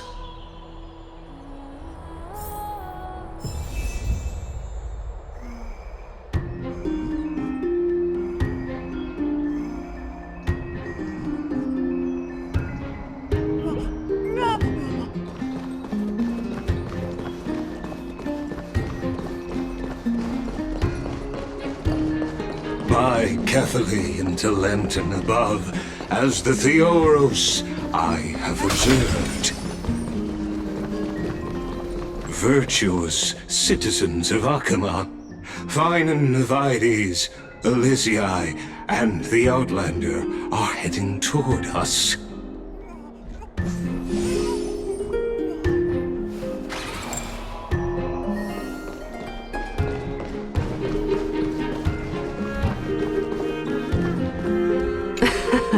Someone trampled right over the Master's flower bed, yet the Master only fumes in silence. Oopsie. There goes the reputation of the Council of Elders. Whose side am I on? Why, I'm all for the Council of Elders to reclaim their authority, of course!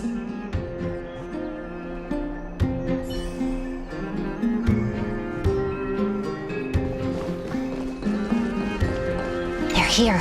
The Chrysos heirs are here. Oh, I should have gone back home to fetch a sacrificial vessel, some floral crowns, and frankincense to burn and offer. Oh, Titans!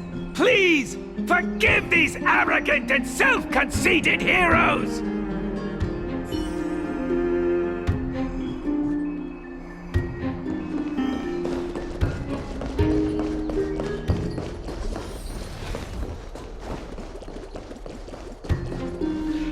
Aglaya, what happened here?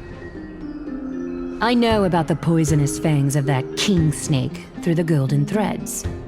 In the past, I would be confident about keeping her in check, but I admit I am now unable to do so. What do you mean? It is no longer about eloquence or arguments. I have been a demigod for far too long that I hardly have any humanity left. Before I realized it, I have become no different from these hypocrites, no longer capable of relating to the people. This has come a lot sooner than I expected. But perhaps it is time. I need you to step up, Finan, in order for me to retreat behind the scenes. Yes, this is my duty, but... It is far easier for the Council of Elders to fool many than just fool one person. Their so-called more support is no more than a ruse to distribute power using words instead of lances. There is no glory in winning this debate, but that makes having respect for humans so much more priceless. Finan, you are a Chrysos heir without flaw, capable of relating deeply with humans. I appreciate what you've taught me, Aglaya. I hope we'll live up to your expectations and win this debate.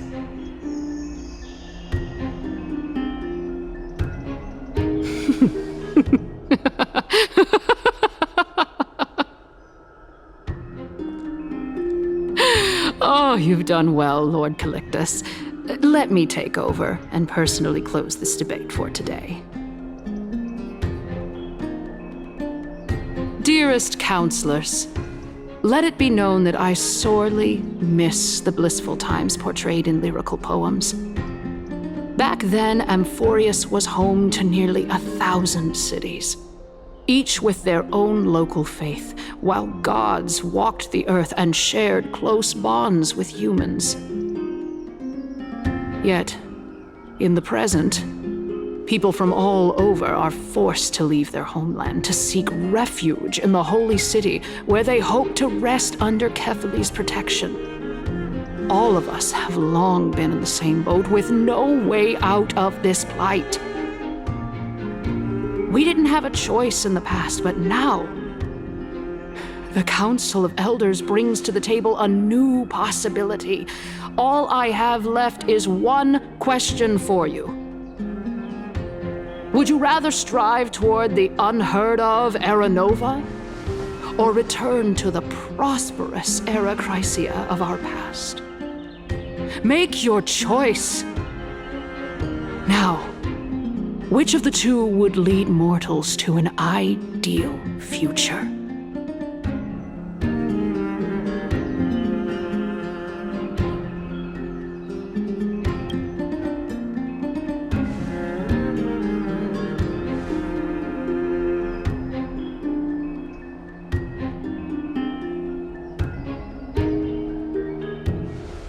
We all know that Era Chrysia is a thing of the past, Lady Kainis.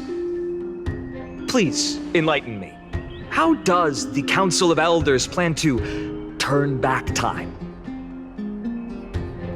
Let the 3 Titans of Calamity be born, and Era Chrysia is nevermore. But bring demise to those Titans, and Era Chrysia will descend upon us again.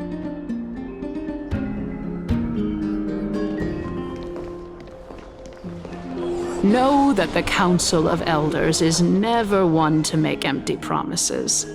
Look at who we have on our side.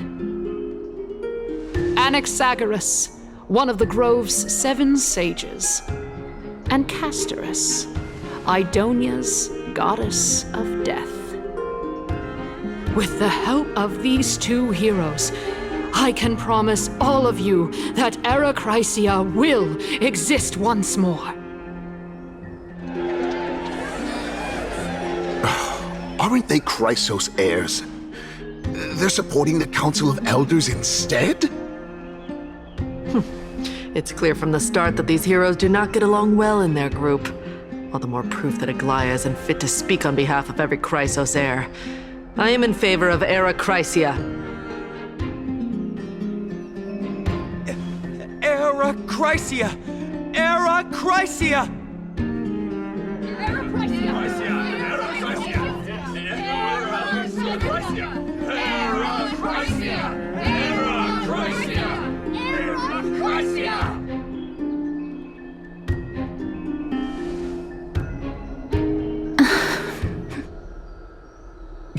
Castorus?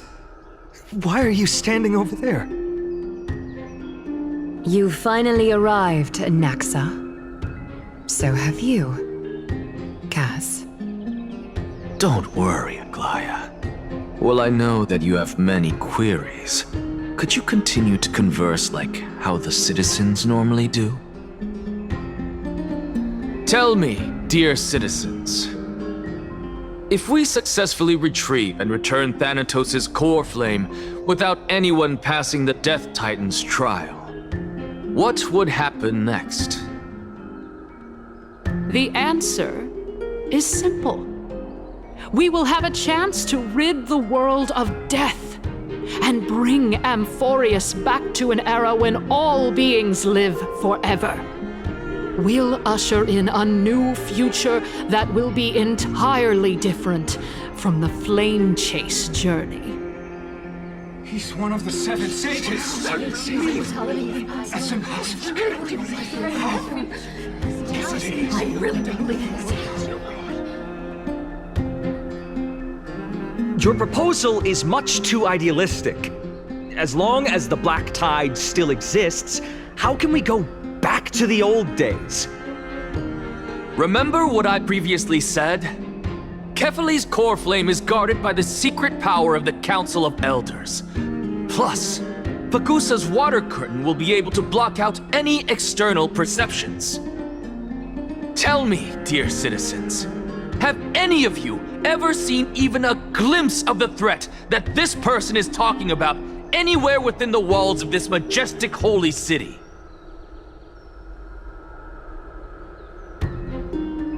If we eliminate death, then there's no need for us to fear that Flame Reaver, right? Citizens, let's loudly sing the blessed hymn. Oh, beautiful old world, where are you now? Oh, legendary Erechrysia, return to the mortal realm! After the destruction of the 3 Titans of Calamity, the Flame Chase journey will have to end. Erechrysia! Yes! Yes! It has to end! It has to end! It has to end! It has to end! This is bad. The masses are now totally riled up. Anaxa, pray tell. Everything that you've mentioned hinges on the premise that we can find Thanatos' existence, right? Thank you, Lady Aglaya, for still caring about this city. However, dear citizens, we are truly fortunate and blessed. For Castorus, Idonia's goddess of death, will surely find Thanatos under my guidance. What? With that, I solemnly promise that the core flame Lady Castorus brings back will be personally managed by the Council of Elders. Thereafter, if we are able to garner the support of all of you at the Citizens' Assembly, we shall spare no effort in ensuring that the Erechrysia will return to our world once again.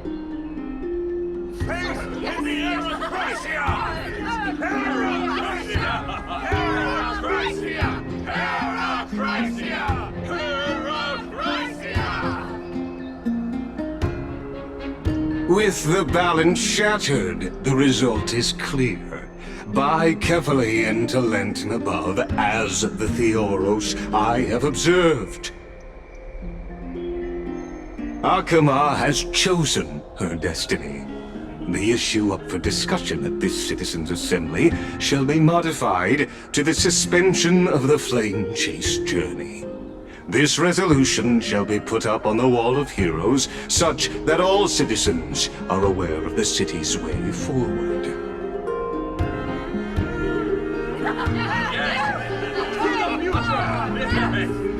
Yes, I like this. Fantastic. Yes. Aglaya, dear Aglaya, what has caused your heart to soften? You also don't seem to be as quick-witted as before. Wag your tongue as much as you like.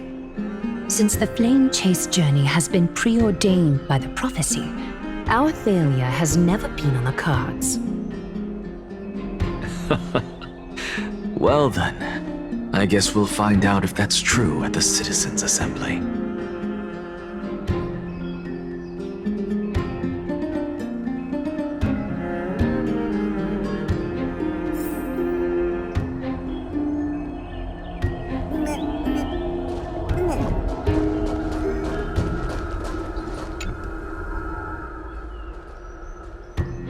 Well, it seems that when I sent you to look for Anaxa, I unintentionally facilitated your partnership with him instead. My apologies, everyone. I know that you have many questions to ask me. I will answer them to the best of my knowledge. In that case, please tell us as much as you can.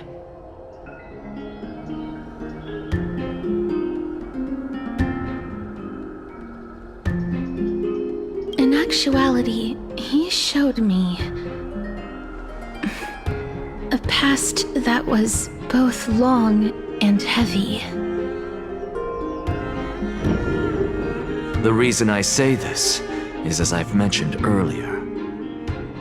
The answer was hidden in my journey unto death. Anaxa, you were in the Netherrealm? Yes, I am but a living dead man now. But that's not important. What truly matters is, I overheard a conversation between heroes.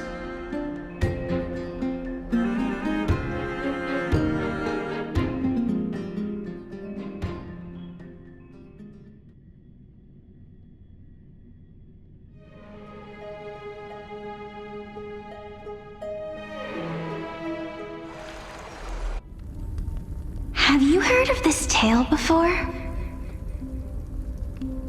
A tale about the ocean god's treasured pearl, our hometown. It was a seaside town which enjoyed the ocean breeze and glorious, peaceful times, thanks to the wisdom of its ruling queen. Until one day, an evil dragon descended upon the town. Its wings were large enough to blot out the sun, while its claws were sharp enough to rip the waves apart. It barged into the tall tower and devoured the queen's beloved daughter. It even settled itself in her bedroom, like a tyrant king. The queen assembled 300 warriors who managed to subdue the evil dragon by chaining it up. However, when the queen slit open the dragon's belly, she realized that the princess had long since been digested, and all that was left of her was a pile of bones. Devastated, the queen wept for several days. It was then that a devious, smooth-talking scholar arrived at the palace and suggested that the princess could be revived through the use of dragon bone and dragon blood. That liar called this process the secret art of alchemy. The princess was reborn! The queen was overjoyed, blissfully unaware that the evil dragon's soul still lurked within the princess's body. As revenge, the evil dragon swallowed the poor queen, the glib liar, the courageous warriors, and all of the town's innocent civilians in a single gulp. Worse still, the souls of the deceased refused entry to the Netherrealm because they were filled with regret. Forced to roam the mortal realm, these resentful souls ultimately converged into a river of souls that would not retreat for a long time. The terrifying death had consumed all. Thereafter, our hometown fell into ruin as well. Until...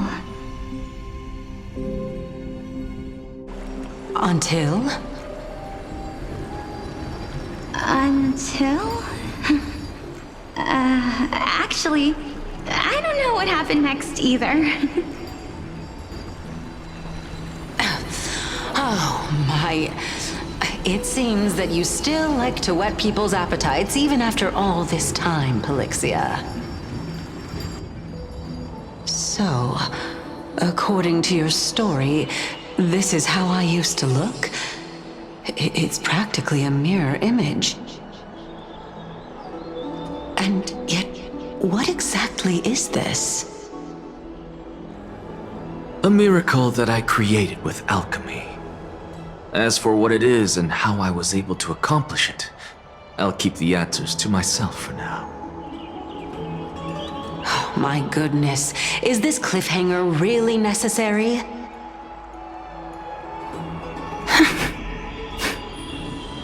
Quiet, Titan.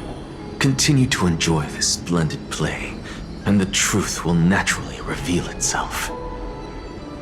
Dragon, huh? I've heard this legend before. In that case, what do you think of it? I think that this so-called alchemy was a tenuous analogy added to the story by future generations. After all, you've never heard of a tradition of alchemy in your hometown before, have you?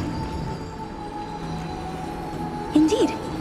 Before I left home to pursue my education, I never even knew that anybody was looking into this area of study. Therefore, we can just treat this tale as a fable told to young children. A fable, you say? If so, what moral is it trying to impart to the kids? I guess it might be the concept of equivalent exchange? Oh? I thought the moral might be closer to something like honor the dead. Huh.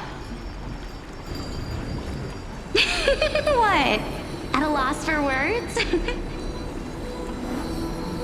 No, I merely realized that we're both thinking of the same principle. If life is priceless, then there is hardly anything else in this world that is of equal weight to it, right? Indeed.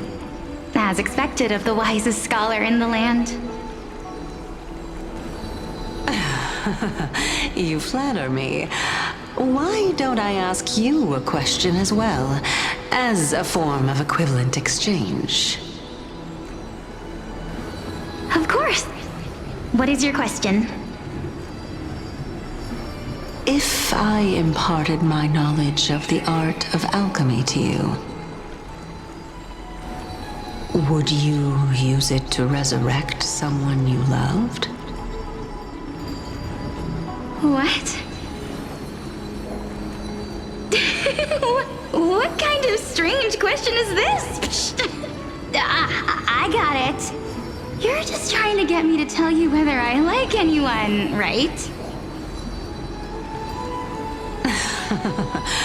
Let's just leave it at that. That was rude of me. Yes, I would. Oh? Death is inevitable. In the days to come, I'm certain that someone whom I cherish deeply will leave me for good. If such a mighty power really existed, I think I would use it without hesitation. After all, you, me, and the rest will all have to face that fateful moment eventually.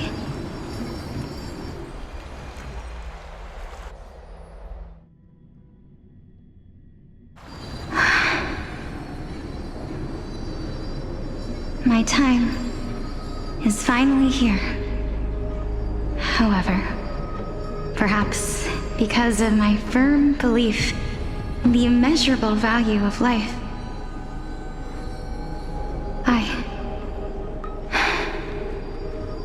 I am unable to complete the trial.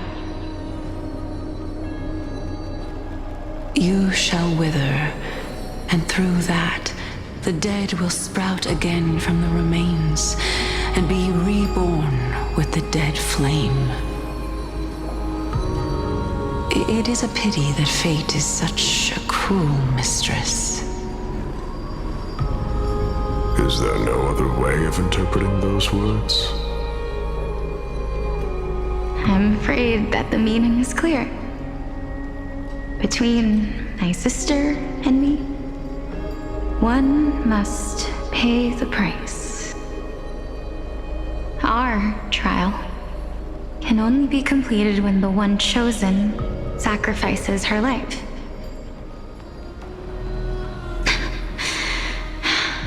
I'm afraid that the prophecy might even have selected a pair of twins for this exact purpose.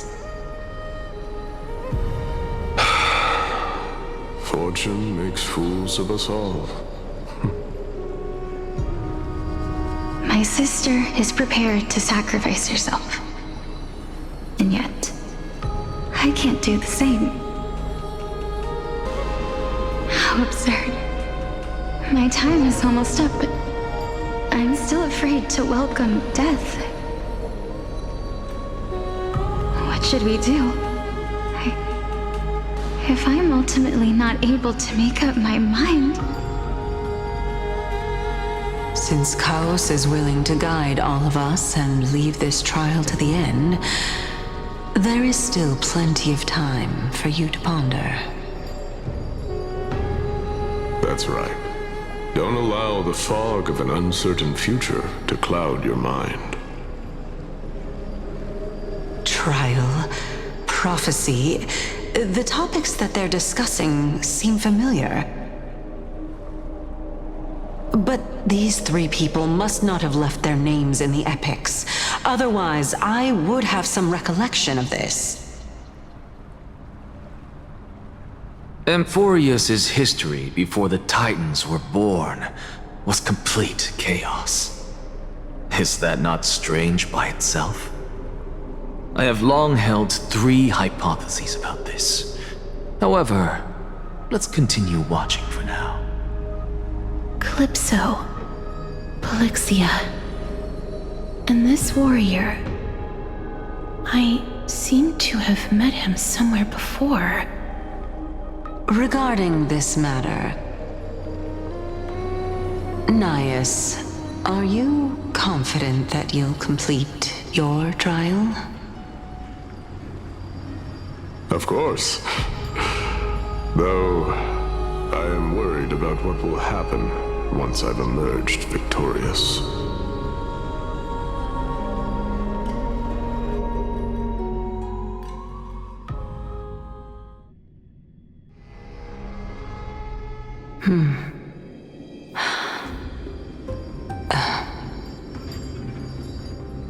Looks like you have made up your mind. Yes, this is the safest course of action. Completely separating courage, honor, tenacity, sacrifice, and reason. You really know how to make things difficult.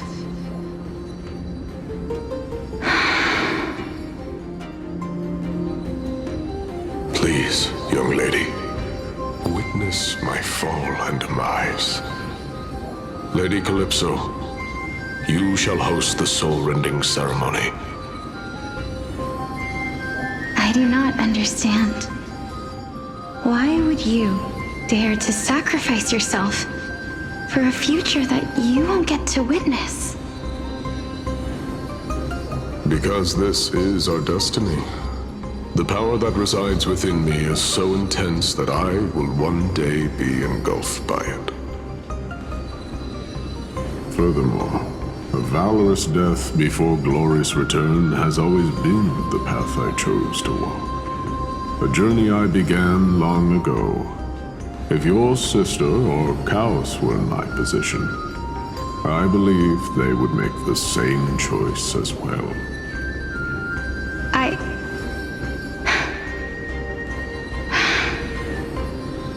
I'm not that brave. I don't know how I'm supposed to face such a serious affair.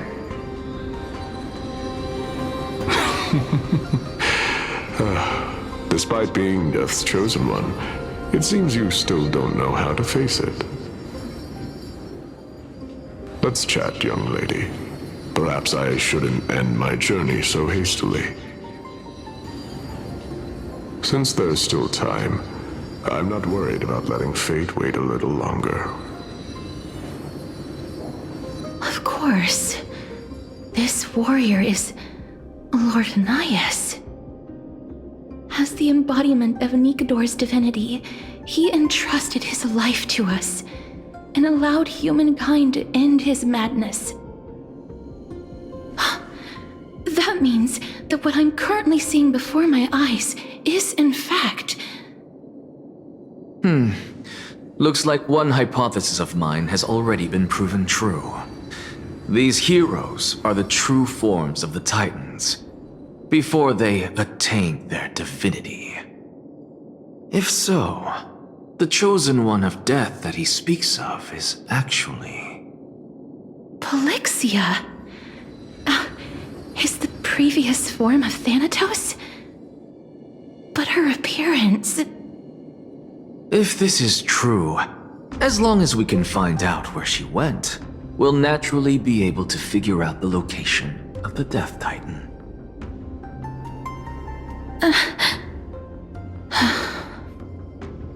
But before that, we first need to witness what ultimately happened to Lord Anias.